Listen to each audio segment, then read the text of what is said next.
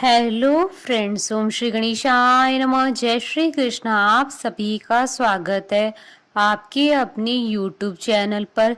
Friends, आज हम आपको इस वीडियो में बताने जा रहे हैं चैत्र शुक्ल कामदा एकादशी की व्रत कथा के बारे में।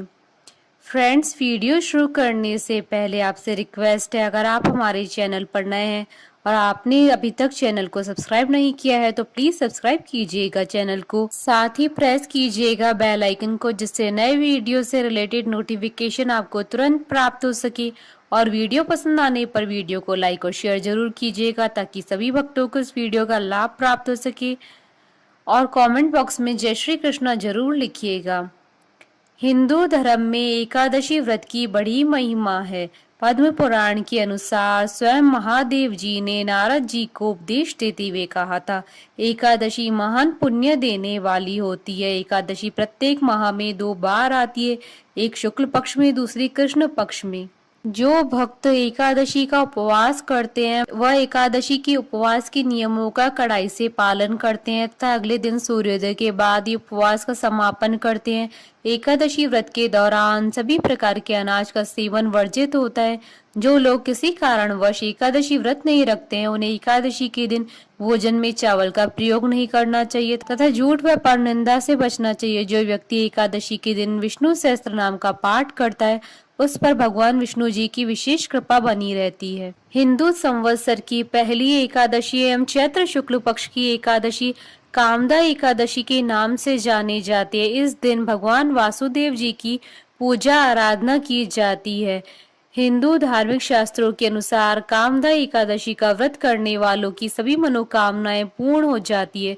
इस व्रत के प्रभाव से व्यक्ति के समस्त पाप नष्ट हो जाते हैं।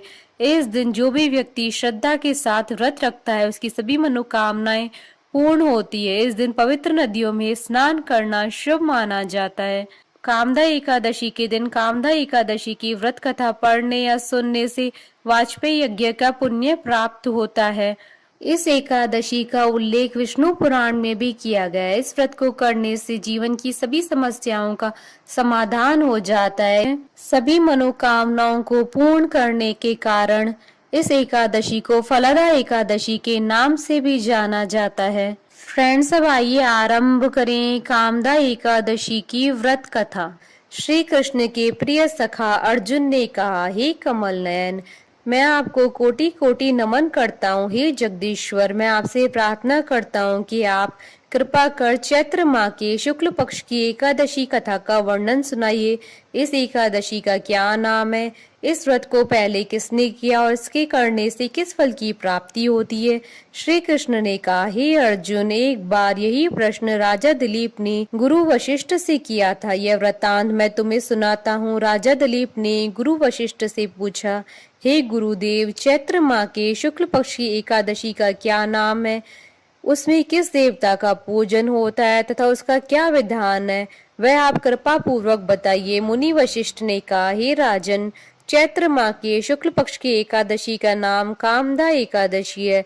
यह समस्त पापों को नष्ट करने वाली है। जैसे अग्नि काष्ठ को जलाकर राख कर देती है, वैसे ही कामदा एकादशी के पुण्य के प्रभाव से समस्त पाप नष्ट हो जाते और तेजस्वी पुत्र की प्राप्ति होती है। इसके उपवास से मनुष्य निष्कृष्ट योनि से मुक्त हो जाता है और अनंततः उसे स्वर्ग की प्राप्ति होती है। अब मैं इस एकादशी का महात्म सुनाता हूँ, ध्यान पूर्वक श्रवण करो। प्राचीन समय में भागीपुर नामक एक नगर था जिस पर पुंडरीक नाम का एक राजा राज्य करता था। राजा पुंडरीक अनेक ऐश्वर्यों से युक्त था। उसके राज्य में अनेक अप्सराएं, गंधर्व, किन्नर आदि वास करते थे। उसी नगर में ललित और ललिता नाम के गायन विद्या में पारंगत गंधर्व स्त्री पुरुष अति संपन्न घर में निवास करते हुए विहार करते थे। उन दोनों में इतना प्रेम था कि वे अलग हो जाने की कल्पना मात्र से ही व्यतीत हो उठते थे। एक बार राजा पुंडरीक गंधर्वों सहित सभा में विराजमान थे। वहां गंधर्वों के साथ ललित भी गायन कर रहा था। उस समय उसकी प्रियतमा ललिता वहां उपस्थित नहीं थी। गायन करते करते अचानक उसे उसका ख्याल आ गया, जिसके कारण वह अशुद्ध गायन करने लगा।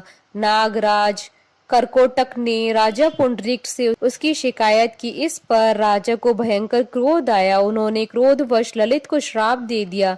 अरे नीच, तू मेरे सम्मुख गायन करते हुए भी अपनी स्त्री का स्मरण कर रहा है। इससे तू नरभक्षी दैत्य बनकर अपने कर्म का फल भोग। ललित गंधर्व उसी समय राजा पुंडरीक के श्राप से एक भयंकर दैत्य में बदल गया। उसका मुख विकराल हो गया, उसके नेत्र सूर्य चंद्र के समान प्रदीप्त होने लगे, मुंह से आग की भयंकर ज्वालाएं निकलने लगी। उसकी नाक पर्वत की कंदरा के समान विशाल हो गई और गर्दन पहाड़ के समान दिखाई देने लगी। उसकी भुजाएं 2-2 योजन लंबी हो गई। इस प्रकार उसका शरीर 8 योजन का हो गया। इस तरह वह राक्षस बन जाने पर भी अनेक दुख भोगने लगा। अपने प्रियतम ललित का ऐसा हाल होने पर ललिता अथाह दुख से व्यतीत हो उठी। वह अपने पति के उद्धार के लिए विचार करने लगी कि मैं कहाँ जाऊं और क्या करूं, किस जतन से अपने पति को इस नरक तुल्य कष्ट से मुक्त कराऊं। राक्षस बना ललित घोर वनों में रहते हुए अनेक प्रकार के पाप करने लगा। उसकी स्त्री ललिता भी उसके पीछे पीछे जाती और उसकी हालत देखकर विलाप करने लगती। एक बार वह अपने पति के पीछे पीछे चलते हुए विंध्याचल पर्वत पर पहुंच गई।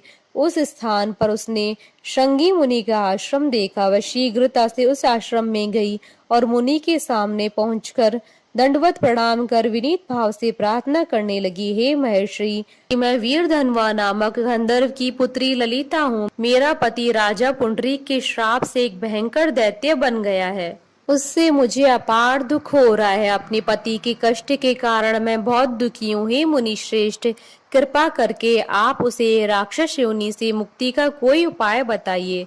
समस्त वृतांत सुनकर मुनि श्रृंगी ने कहा, हे पुत्री, चैत्र माह के शुक्ल पक्ष की एकादशी का नाम कामदा एकादशी है। उसके व्रत करने से प्राणी के सभी मनोरथ शीघ्र ही पूर्ण हो जाते हैं। यदि तू उसके व्रत के पुण्य को अपने पति को देगी तो वह सहज ही राक्षस योनि से मुक्त हो जाएगा और राजा का श्राप शांत हो जाएगा। ऋषि के कहे अनुसार ललिता ने श्रद्धा पूर्वक व्रत किया और द्वादशी के दिन ब्राह्मणों के समक्ष अपने व्रत का फल अपने पति को दे दिया और ईश्वर से प्रार्थना करने लगी, हे प्रभु, मैंने जो भी उपवास किया है उसका फल मेरे पति देव को मिले, जिससे उसकी राक्षस योनि से शीघ्र मुक्ति हो। एकादशी का फल देते ही उसका पति राक्षस योनि से मुक्त हो गया और अपने दिव्य स्वरूप को प्राप्त हुआ। वह अनेक सुंदर वस्त्रों तथा आभूषणों से अलंकृत पहले की भांति ललिता के साथ विहार करने लगा। कामदा एकादशी के प्रभाव से पहले की भांति सुंदर हो गया और मृत्यु के बाद दोनों पुष्पक विमान पर बैठकर विष्णु लोक को गए। हे अर्जुन, इस उपवास को विधान पूर्वक करने से सभी पाप नष्ट हो जाते हैं। इस व्रत के पुण्य से मनुष्य ब्रह्म हत्या आदि के पाप और राक्षस योनि से मुक्त हो जाता है। संसार में इससे उत्तम कोई दूसरा व्रत नहीं है। इसकी कथा व महात्म्य की श्रवण व पठन से अनंतता फलों की प्राप्ति होती है। कथा सार, प्राणी अपने सुखों का चिंतन करे यह बुरा नहीं है, किंतु समय असमय ऐसा चिंतन प्राणी को उसके दायित्वों से विमुख कर देता है, जिससे उसे भयंकर कष्ट भोगने पड़ते हैं। गंधर्व ललित ने भी राक्षस होकर निंदित कर्म किए और कष्ट भोगे, परंतु भगवान श्री हरि की अनुकंपा का कोई अंत नहीं है। बोलिए भगवान विष्णु की जय, सनातन धर्म की जय। हमारे साथ इस वीडियो में अंत तक बने रहने के लिए आपका धन्यवाद। ओम श्री गणेशाय नमः। जय श्री कृष्ण।